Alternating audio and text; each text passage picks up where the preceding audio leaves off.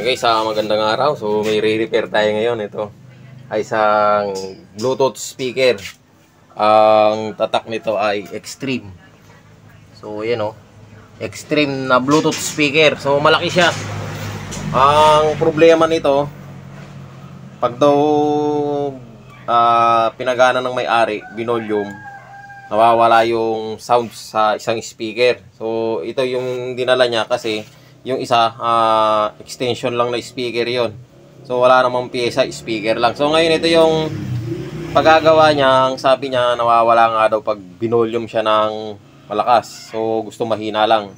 Ayaw niya nang sinasagad kasi pag pinaka-volume mo siya o yung malakas na, mawawala na yung sounds nung speaker doon sa kabila. Tapos pati ito nadadamay na rin, nawawala na rin.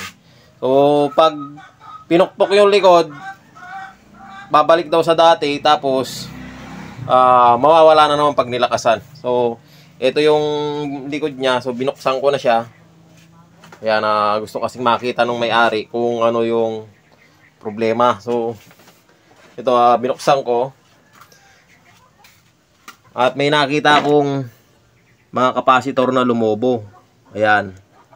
Ngayon ko lang napansin. Ito, lumobo siya. Ayan. Ito. Ayan. Tapos mayroon pa dito sa likod.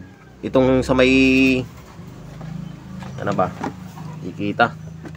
Ayun o, dalawa o. Kapasitor. Na lumobo. So dito, to, sa likod. Medyo malabo lang. Di makita mabuti. Saka madilim. So babaklasin natin. Papakita ko sa inyo dito yan. Dito banda sa likod. So tanggalin natin. Di ko kasi mailagay sa lamesa at masyadong malaki itong speaker. So ito nga pala yung supply niya sa magtatanong ng ganitong Bluetooth speaker. Ayan o. Para din siyang concert na 502 35035 volts. So malakas din. Tapos yung ginamit sa kanyang power transistor, ano na siya, yung C5200 saka yung 1943. So malaki na. Malaking power transistor na siya. Hindi na siya yung mga kagaya ng sa concert na 502 na medyo maliliit pa. Ito medyo malaki na. Tapos yung capacitor, 4 na piraso ang ginamit. Ayun o, sa ilalim. Hindi lang ganong makalinaw yung pagkakuha dahil madilim. So ito, babaklasin natin. Kaya lang ito, tatanungin yung price nga pala nito. Ano siya? Nasa...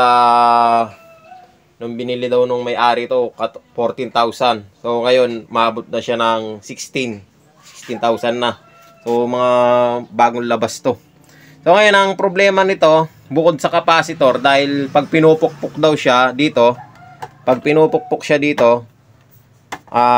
nagkakaroon tapos mawawala. Babalik tapos mawawala uli, ganon.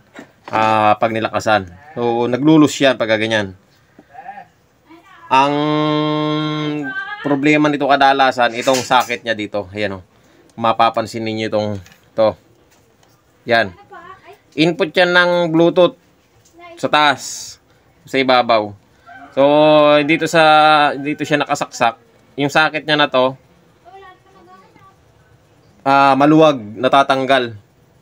So, naglulus siya dito. Yun ang tingin ko So ngayon, ang gagawin natin dyan, kasi pag pinupukpok daw, nawawala at bumabalik eh. Tapos pag binolyum mo, magbabibrate uli, mawawala na naman. Tapos babalik. So ngayon, ito, ang ginawa ko dyan, pinitpit ko. Yan. Pinitpit ko ng cutter. Yan o. Yan.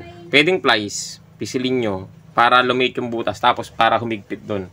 Saka natin didikitan ng pandikit para hindi siya natatanggal. Kahit mag-vibrate siya, hindi siya maaalis. So, ayan guys, tatanggalin muna natin yung mga capacitor. Papalitan natin ng capacitor dito yan. Lumobo dito. Saka yun doon, bali 3. So, palitan ko muna siya. So, ayan sila guys, natanggal na natin. Ayan, lumobo, 3. Ayan. Ito pa isa. So, pare-pare sila ng value. Isa lang, 1025 volts. So, yan. Palitan natin sila. Titingin tayo ng ganyan. So, yun guys, nakakuha na tayo ng kapalit. Ito, yung isa, 1035 volts na ikakabit natin. Tapos, 1025 volts. So, ito na yung kapalit niya. So ngayon testingin natin siyang ikabit. So yun, maliliit. Ito medyo malalaki. So pwede naman niya yung 1035 volts. So ngayon kakabit na natin siya dito. So yun guys, sana ikabit na natin siya. Yung capacitor di ko na naipakita yung kinabit ko sa inyo. Ito, pero pwede pa naman natin siya baklasin. Kaya lang maigsi lang kasi yung wire mabibinat. So naikabit ko na yung isa doon sa likod. Ayun o, mystic glue ko kasi sumobra sa laki. Hindi siya ikakabit ng maayos sa loob. Kaya di sa likod ko na kinabit yung capacitor. Ayan. Kasi masyadong malaki yung capacitor na kinabit natin. So ngayon testingin natin siya. Totornilyo ko lang muna para pag kumabog hindi magbabibrate. So ayan guys, sana ikabit na natin yung mga tornilyo. Ngayon testingin natin siya. Meron na akong kinabit na speaker dito sa likod. Ngayon pang-testing natin. So ngayon ito naka-play na yung music natin. So yan.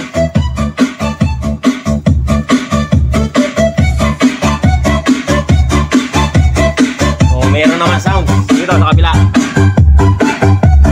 So pareha sila. Ito yung isang pang-testing natin ng speaker.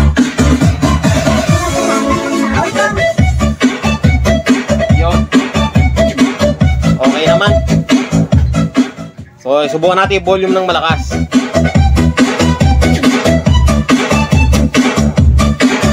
Ayan, oh.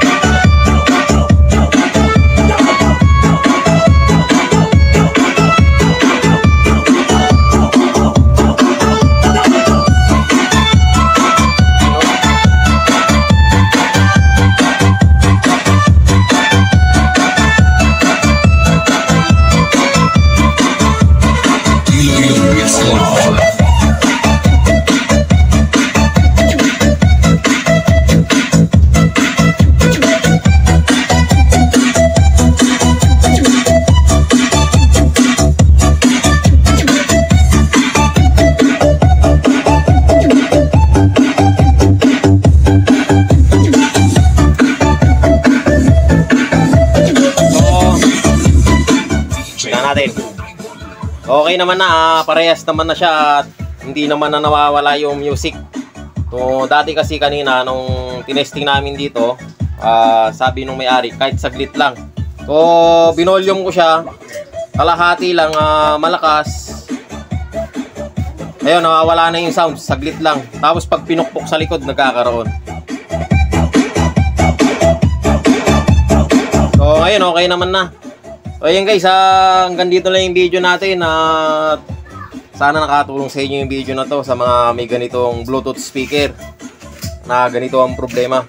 Ayan guys, maraming salamat sa panonood.